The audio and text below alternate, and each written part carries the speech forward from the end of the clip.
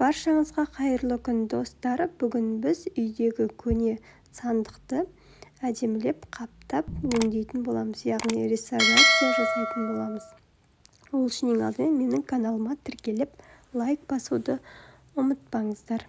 Ең алдымен сандықтың өзімізге қажеті жоқ бетіндегі қалыңдырларын, екі жағындағы тұтқасын, аузындағы ілінетін жерлерін барлығын осылай көтеріп алып тастайтын боламыз. Мен тек өзіме қажетті жерлерді ғана алып тастадым, бетіндегі қалыңдыр қалды. Бізге осындай поролон керек. Мендегі 2 сантиметрлік поролон. Оны ыстық клеймен жиегін айналдыра қаптап тастайтын боламыз. Бірінші ыстық клейімізді ағашы бар жерлерге жағып, үстінен поролонды басып ұстап тұратын боламыз. Мен бетіндегі қалыңдырды алмағандықтан бетіне ыстық клей жаққан жоқпын. Сол үшін келесі ағаш бар жерге жабыстыратын боламын. Міне осылай кепкенше кішкене уақыт ұстап тұру қажет. Енді бетіне ыстық клеймен поролонымызды жабыстырып шығатын боламыз. Яғни есігіне, қақпағына поролонды жабыстырып шығатын боламыз.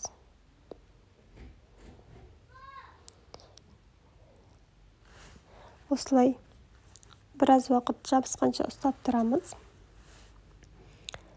Және қақпағының жиегіне де поролонды жабыстырып тастасаңыздар болады.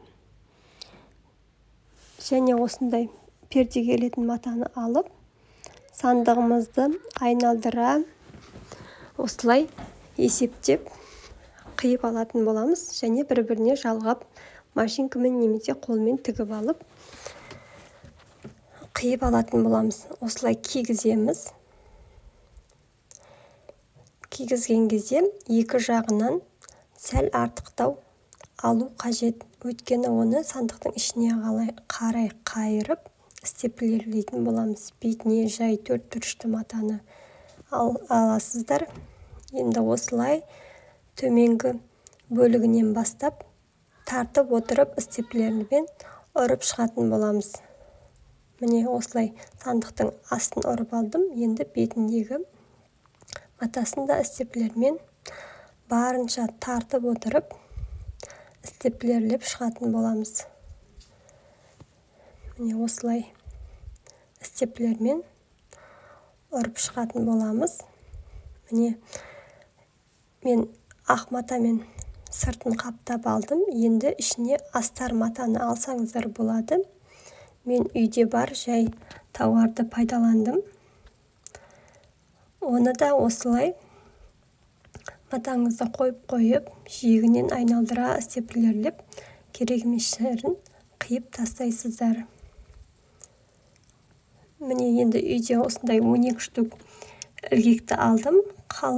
Сандықтан қалған матадан осылай ілгегімізді орап, жіппен айналдыра тартып отырып, осындай дөңгелектер жасап шығардым.